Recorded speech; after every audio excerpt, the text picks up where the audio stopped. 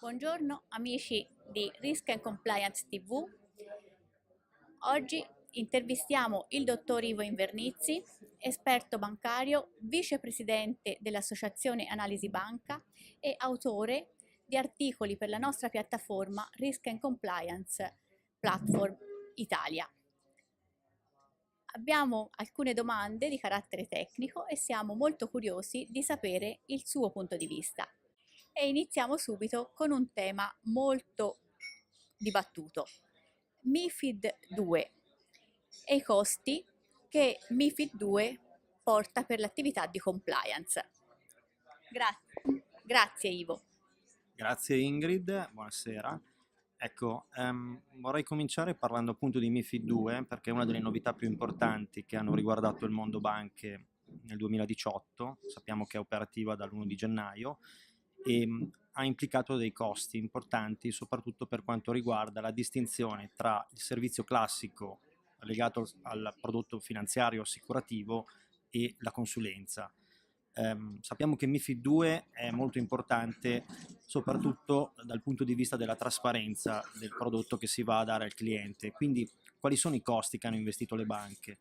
Soprattutto i costi legati alla sistematizzazione e alla classificazione delle transazioni sui mercati e i costi legati al cambiamento del ruolo dell'intermediario, in quanto alcune banche hanno dovuto trasformare la loro struttura e diventare internalizzatori sistematici, quindi non solamente negoziare su mercati regolamentati o in forma di multilateral trading facility, ma assumere delle strutture organizzative tali da poter ricoprire il ruolo di internalizzatore. Quindi compliance ha riguardato anche e soprattutto trasparenza nei riguardi del cliente. Grazie Ivo. La nostra curiosità aumenta e prosegue con un altro argomento molto caldo che è IFRS 9. Gli impatti sui bilanci per IFRS 9 è una tematica attualissima. Siamo contenti che Ivo magari ci può dare il suo punto di vista sull'impatto che IFRS 9 ha sui bilanci.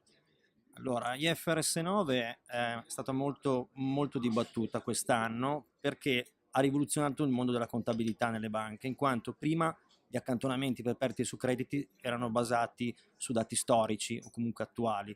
Ora la view è di tipo prospettico, quindi si vanno ad analizzare i tassi di default su crediti non soltanto non performing loans, ma anche attualmente in bonus. Cosa significa questo? Che le banche devono effettuare degli accantonamenti prudenziali importanti che vanno a incidere sia sul conto economico che sul patrimonio. In cosa si è tradotto questo, purtroppo, per alcuni istituti?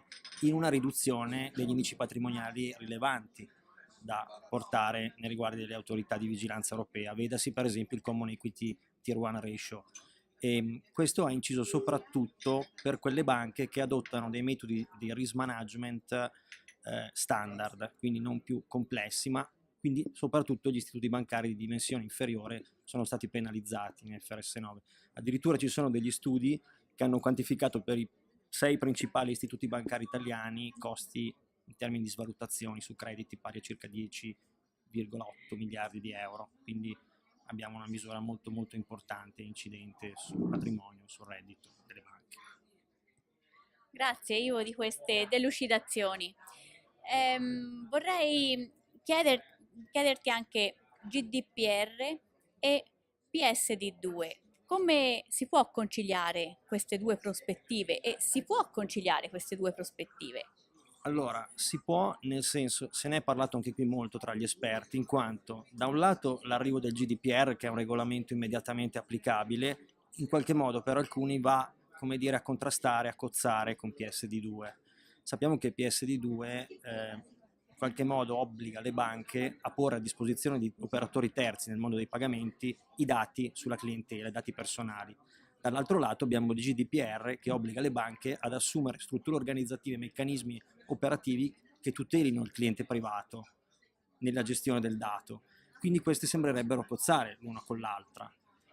Qual è diciamo, il nodo della questione? Che la banca, anche qualora ponga a disposizione di cosiddetti terzi quindi third providers, questi dati, è comunque responsabile del trattamento e della tutela del dato, è e resta tale.